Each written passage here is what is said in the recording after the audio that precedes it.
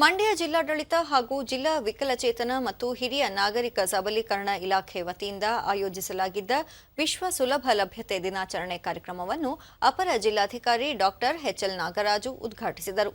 ಈ ಸಂದರ್ಭದಲ್ಲಿ ಇಲಾಖೆಯ ಹಿರಿಯ ಅಧಿಕಾರಿಗಳು ಉಪಸ್ಥಿತರಿದ್ದರು.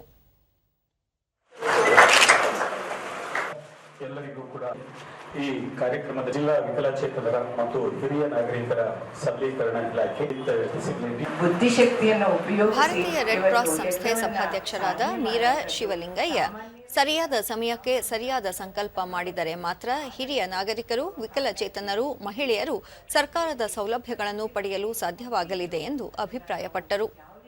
ವಾಪಸ್ ಕೊಡ್ಬೋದು, ಸಮಾಜಕ್ಕೆ ನಾವು ಹೇಗೆ ಒಂದು ಕೊಡುಗೆ ಆಗ್ಬೋದು, ಸಮಾಜಕ್ಕೆ ಹೊರೆಯಾಗದೆ ನಾವು ಕೂಡ ಸಮಾಜಮುಖಿ ಆಗಬೇಕು, ಸಮಾಜದ ಕೆಲಸ ಕಾರ್ಯಗಳಲ್ಲಿ ನಾವು ಸೇರಿ ಅದರಲ್ಲಿ ಇನ್ವಾಲ್ವ್ ಆಗಿ ಸಮಾಜವನ್ನು ಮುಂದಕ್ಕೆ ತರಬೇಕು ಅನ್ನೋ ಒಂದು ಆಶಯವನ್ನು ಇವತ್ತು ಎಲ್ಲರೂ ಕೂಡ ವ್ಯಕ್ತಪಡಿಸಿದ್ದಾರೆ.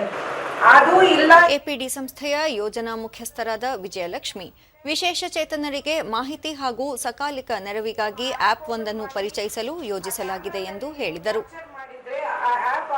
ಅದೇ ತಗೊಂಡು ಹೇಳುತ್ತದೆ, ರ್ಯಾಂಪ್ ಇಲ್ಲ, ವೀಲ್ ಚೇರ್ ಹೋಗಕ್ಕೆ ರ್ಯಾಂಪ್ ಇಲ್ಲ, ಟ್ಯಾಕ್ಟರ್ ಟೈಲ್ಸ್ ಇಲ್ಲ, ಕಣ್ಣಿಲ್ದರು ಹೆಂಗ್ ಹೋಗ್ತಾರೆ ದೇವ್ರ ಹತ್ರ?